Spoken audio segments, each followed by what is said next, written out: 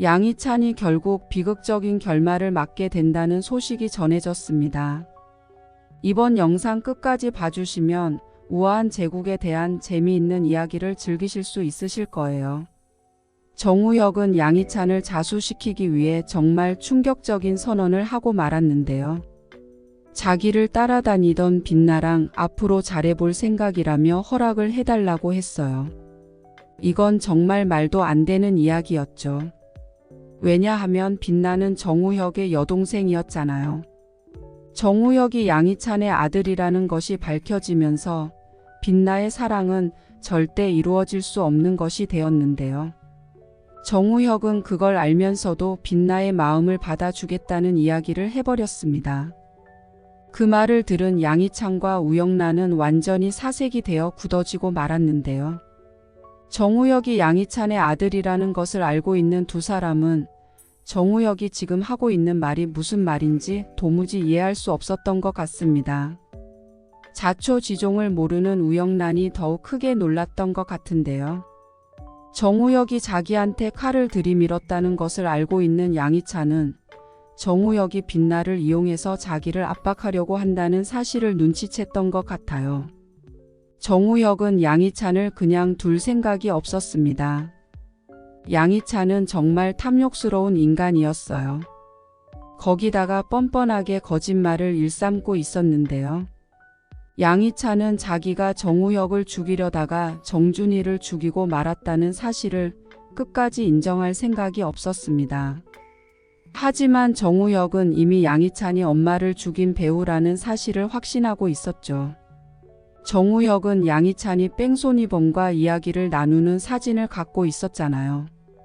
정우혁이 양희찬을 더욱 증오할 수밖에 없었던 건 엄마가 죽으면서 남긴 유언 때문이었습니다.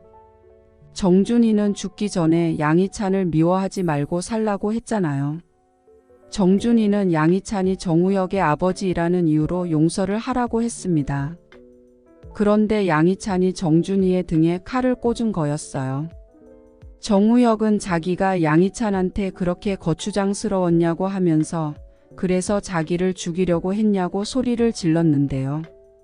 정우혁은 양희찬을 그 자리에서 죽이고 싶은 마음이었을 거예요. 그런데도 정우혁은 양희찬에게 기회를 줬습니다. 부모 자식으로 이어진 천륜이라는 것이 그렇게 쉽게 끊어질 게 아니잖아요. 그래서 양희찬이 자수를 하고 장기윤의 비밀장부를 갖고 오기만 하면 양희찬을 용서하겠다고 했습니다. 마지막까지 아버지한테 일말의 기대를 걸어봤던 건데요. 하지만 양희찬은 정우혁의 기대를 저버리는 모양입니다. 양희찬은 자기가 가진 것을 조금도 포기할 생각이 없었죠. 그래서 결국 정우혁이 직접 움직이기로 한 건데요. 양희찬은 자기가 살기 위해서 정우혁을 제거해야 한다고 생각했습니다. 아들을 자기 손으로 죽인다는 것이 절대 쉬운 일은 아니었지만 욕심에 잡아먹혀버린 양희찬은 충분히 그런 금수 같은 짓을 하고도 남을 사람이었던 건데요. 하지만 그게 자기 무덤을 파는 일이라는 사실을 깨닫지 못하고 있었어요.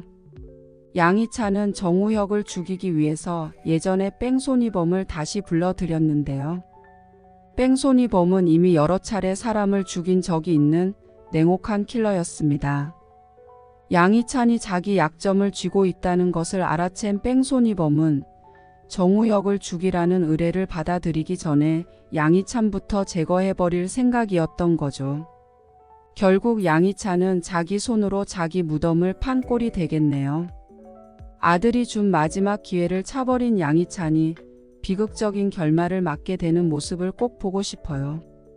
이 이야기는 개인적인 상상력을 기반으로 쓴 것이기 때문에 앞으로 밝혀질 진짜 내용과는 다를 수 있다는 점 미리 양해 부탁드릴게요.